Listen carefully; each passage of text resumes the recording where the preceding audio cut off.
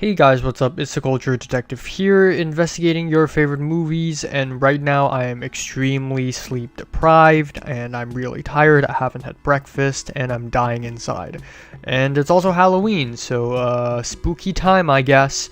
But anyways, today I'm going to talk about the movies, TV shows, and animes I watched in the second half of October, because why not? Starting off, I watched Final Destination, and it's a pretty fun movie, even though it's basically one cliche after another. This film is so late 90s and 2000s, it's really crazy. It felt really long ago, even though theoretically it's not that long ago, because I was literally born in the 2000s. Hello. 6 out of 10. Then, I finally watched Inside Out. I was asked to watch this film because I told my screenwriting professor that I wanted to develop my script, and my script idea was kind of a mess. And so I watched Inside Out, which is surprisingly similar to the idea I have for my script. And I finally watched it after avoiding it for 10 years. Now, yeah, there are some corny moments here and there, but it's usually the usual Pixar thing. This movie is actually a surprisingly clever way of deconstructing someone's psychology, or at least a child's psychology. At times it's really didactic. The characters tell you to your face what the movie means, but it just kind of works. It's like if therapy is a movie. 7 out of 10. Then for my Asian horror class, we watched The Eye. Finally, a Hong Kong horror film. I feel so represented. It's a rewatch for me, and honestly, the first half is more fun than I had remembered, but the second half definitely fell flat. Lots of awkward moments and CGI here and there. Not that great. 6 out of 10. Then later that night, we watched Lost Highway by David Lynch. It's a rewatch, and it got way better on a second watch. This is David Lynch's most goth film, his most pitch black, edgy, industrial, hardcore film.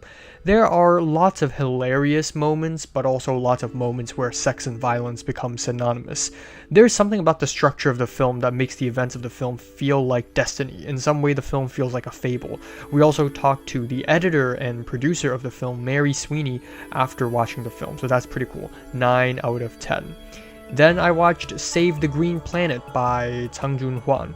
This is surprisingly whimsical and fun and crazy. There are lots of genre clashes and tonal whiplashes, but they're all done pretty well. I also love the moral ambiguity of both the protagonist and the antagonist, and I had a fun time actually. 8 out of 10.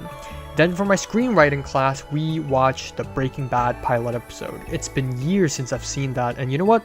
It's still a banger, still a masterpiece. 10 out of 10. Then the next day, I watched 5 George Lucas short films, and then me and many other people got to see George Lucas himself in the flesh. So yeah, that's pretty cool, I guess. The next day, I went to the Chinese theater for AFI Film Festival, and to start off, I watched Ghost Elephants by Werner Herzog. And this is exactly what you'd expect from a Werner Herzog documentary. It's very funny and insightful, and at times poetic. There's a genuine interest in the subject matter, but part of the charm is also the fact that it's Herzog telling the story, and he's a very interesting person. And I also got to see Werner Herzog himself in the flesh. Wow, 7 out of 10. Crazy. Then later that night, I watched The Voice of Hind Rajab, and it is an absolutely devastating watch. Honestly, when I was watching the film, I couldn't even focus on the film itself. The filmmaking itself is just okay, but it was so tragic, I kept crying, and I'm not going to give it a rating out of respect. The next day, I watched Silent Friend, and unfortunately, I was quite disappointed. The story is kind of plain, and 2 out of the 3 storylines were pretty basic and uninteresting. Tony Leung is a highlight, but that's pretty much it. It's still a very pretty film, and the potential is crazy. 7 out of 10. Later that night, I watched The Testament of Anne Lee by Mona Fastfold. In terms of cinematography, dance numbers, and the design of the film, it is absolutely spectacular, but I think me and many other people can agree that it is too fancy for its own good. 7 out of 10. The next day, on Blu-ray, I watched Ebola Syndrome, and this is one of the edgiest, most morally depraved films I've ever seen. Surprisingly, it also dives into the complex racial dynamics of South Africa and the anxiety against viruses, which is pretty unexpected, but it's just a really fucking gross film. It's really gross, it's really messed up. I'd say it's a horror film, but really it's more of a slasher.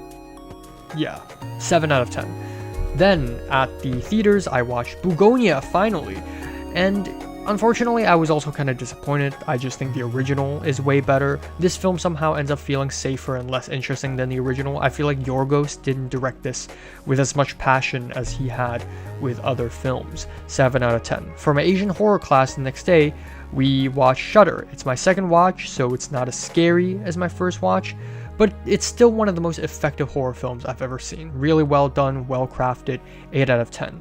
Later that night, we watched The Straight Story, and it is the most un-Lynchian film ever made, but still somehow very Lynch. It's very moving, very beautiful, even though it didn't blow my mind or anything. 8 out of 10. Then I finished watching Eyes Without a Face, which is a pretty simple and basic French horror film. I just love how meaningful and thought-provoking it is with its subject matter, even though it's not scary at all. 8 out of 10. Then for my screenwriting class, we watched Lady Bird, and it's my first watch, and you know what? It's really, really good. I love this loose slice of life approach to coming of age, and it's better than the Euphoria 13 Reasons Why bullshit. Finally, one American high school coming of age film that I like. It's also extremely funny, but also heartwarming and leaves a sad aftertaste. Very strong script. 8 out of 10. So yeah, these are the movies I watch. I'm also binge watching City, the anime. I was also supposed to watch another Japanese horror film last night, but I ran out of time, so that's pretty sad. But yeah, what did you watch? Comments below, let me know. So have you one more. Thanks for watching. Gotta go. Bye bye.